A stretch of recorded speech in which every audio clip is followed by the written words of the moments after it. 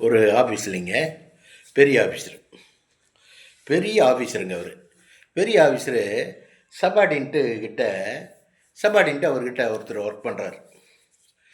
பிரபாகரன்ட்டு அவர்கிட்ட பெரிய பெரிய ஆஃபீஸருங்க, கலெக்டர் ரேங்கில் இருக்கிற ஆஃபீஸர்கிட்ட ஒர்க் பண்ணுறாரு. அந்த ஆஃபீஸரு எப்படி எப்படி நடந்துக்கிறாருங்கன்னா, அந்த ஆஃபீஸர் அந்த அந்த இவர்கிட்ட ஒரு பியூனுக்கிட்ட எப்படி நடந்துக்கிறாருன்னா, அவ்வளோ அன்பாக நடந்துக்கிறார். காலையில் அங்கேருந்து பார்த்தோன்னே அவர் தான் குட் மார்னிங் சொல்கிறாரு. Good morning, good morning sir, good morning sir. இவர் சொல்கிறதுக்கு முன்னாலே அவர் சொல்கிறார். அப்படி சொல்லிவிட்டு வேலையை பார்க்குறாரு. வேலையை பார்த்துட்டு, இங்கே வாங்க, இந்த ஃபைல் எடுத்துகிட்டு வாங்க, அந்த ஃபைல் கொண்டு வாங்க, அவங்க வர சொல்லுங்கள் அப்படின்னு ரொம்ப தன்மையாக பேசுகிறாரு.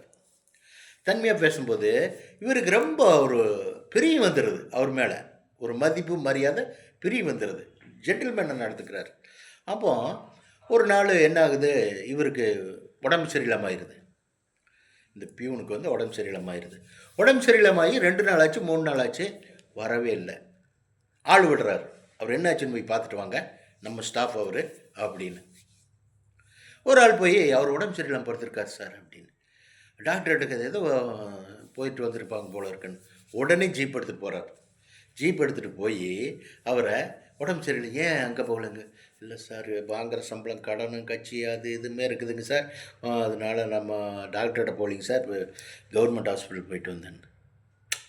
உடனே அவர் ஜீப்பில் ஏற்றி ஒரு ஆஸ்பத்திரியில், தனியார் ஹாஸ்பிட்டலில் அட்மிட் பண்ணி 2-3 நாள் ட்ரீட்மெண்ட்டில் காய்ச்சல் எல்லாமே நல்லா இருக்குது. பில்லு சார் கட்டுறார், ஆஃபீஸர் கட்டுறார். கட்டி போட்டு இவர் வேலைக்கு வர்றார். வேலைக்கு வரும்போது அதை பற்றியெல்லாம் அவர் ஒன்றும் இதில் சம்பளம் வாங்கி அவர் கேட்குறாரு ஆஃபீஸர்கிட்ட, சார் அந்த ஆஸ்பத்திரி பில்லு இல்லை என்னாச்சு அப்படின்னு. நான் உன்னை விட 100 மடங்கு சம்பளம் வாங்குகிறேன். அவர் சொன்னது, உன்னை விட 100 மடங்கு நான் சம்பளம் வாங்குகிறேன். உனக்கு இந்த செலவு பண்ணது அது ஒன்றும் பெரிய விஷயம் இல்லை, எனக்கு நீ கொடுக்க வேண்டாம், வச்சுக்க, எனக்கு நீ இப்போ ஆஸ்பத்திரி செலவு காசு கொடுக்க வேண்டாம். ஆஃபீஸர் பாருங்கள் எப்படின்ட்டு. மனுஷன்னா கடவுள் ரூபத்தில் நடக்கிற மனுஷனுங்க அவர். எப்படி இருக்கும் பாருங்க, எப்படி இருக்கும் அவருக்கு. அப்படிங்கும்போது அந்த ஆஃபீஸருக்கு 2 குழந்தைங்க.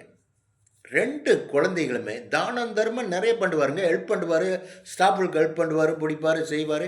ஏதாவது பிரச்சனைனா 2 பேர்த்தை கூப்பிட்டு ஒரு ஸ்டாஃபுக்கும் இன்னொரு ஸ்டாஃபுக்கும் ஒரு சின்ன பிரச்சனை வந்துடுதுங்க. பிரச்சனை வந்துடும். அந்த பிரச்சனை வந்த உடனே என்ன பண்ணுறாருன்னா, கூப்பிட்டு 2 பேர்த்தையும் சமாதானப்படுத்தி, கை கொடுத்துங்க, போங்க, போய் வேலை பாருங்கள் போங்க அப்படின்னு சொல்லுவாராம்மா ஆஃபீஸில். நம்மள அனந்தை மாதிரி வேலை பார்க்கணுங்க. 8 ஹவர்ஸ் ஆஃபீஸில் இருந்து போகிறதுக்கு எதுங்க பிரச்சனை? நீங்கள் அவருக்கு சம்பளம் கொடுக்குறீங்களா, அவருக்கு நீங்கள் சம்பளம் கொடுக்குறீங்களா? இல்லையல்ல. கொடுக்குற வேலையை பாருங்கள், சந்தோஷமாக இருங்க. என்ன முடியலன்னா ரெஸ்ட் எடுங்க, உட்காருங்க, 1/2 மணி நேரம் உட்காந்துட்டு வேலையை பாருங்கள் அப்படின்னு சொல்கிறார் ஆஃபீஸ். அந்த ஆஃபீஸில் அப்படி ஒரு நல்ல பேருங்க அவருக்கு. A to Z வரையிலும் நல்ல பேர், நல்ல நேமு. அவருக்கு 2 குழந்தைங்க. 2 குழந்தைங்களும் படித்து, ஒரு பையன் டாக்டர், ஒரு பையன் இன்ஜினியர். டக்குன்னு வெளிநாட்டில் வேலை கிடச்சிருச்சு 2 பேர்த்துக்குமே. இவர் ரிட்டையர்ட் ஆகிட்டார். ரிட்டையர்ட் ஆகும்போது எல்லாத்துக்கும் கூப்பிட்டு, எல்லாத்துக்கும் ஒரு பார்ட்டி கொடுத்துட்டு, அன்பார்ந்த அவர் சொல்கிறது, அன்பார்ந்த என் கூட வேலை செஞ்ச சக ஸ்டாஃப்களுக்கு அனைவருக்கும் வணக்கம். நான் சர்வீஸ் காலத்தில் ஏதாவது தவறு எங்கள்கிட்ட மிஸ்யூஸ் பண்ணியிருந்தேன்னா என்னை மன்னிக்கணும், சவிச்சிடாதீங்க, நான் ரிட்டையர்டாக போகிறேன், ரிட்டையர்டாகி வீட்டில் இருக்கணும், சவிச்சிடாதீங்க, நீ மன்னிச்சிருங்க அப்படின்னு கேட்குறாரு. அத்தனை பேரும் அழுகிறாங்க.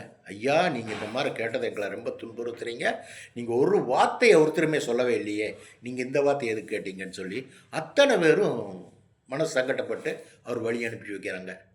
எப்படி சர்வீஸ் முடிச்சிருக்காரு பாருங்க ஆஃபீஸர். அப்புறம் சூட்சமாக இருக்கார், ரிட்டையர்ட் ஆகி ஜம்முன்னு இருக்கார். என்ன அந்த மாதிரி சர்வீஸ் பண்ணி அந்த மாதிரி ரிட்டையர்ட் ஆகணுங்க, அந்த மாதிரி இருக்கணும். நம்மளாம் மனுஷருங்க. சதையும் இதுங்க எலும்பும் கொஞ்சம் ரத்தத்தில் படைச்ச கடவுள் படைச்ச மனுஷருங்க.